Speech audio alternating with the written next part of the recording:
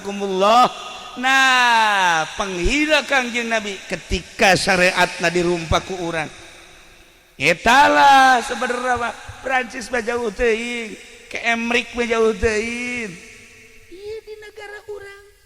Ngan ari eta mah urusanna maksiat, tetapi di negara urang ge sebenarnya mah nu nyaritakeun anti Islam geus ambalaya. Komunis di urang geus rada dek muncul-muncul deui.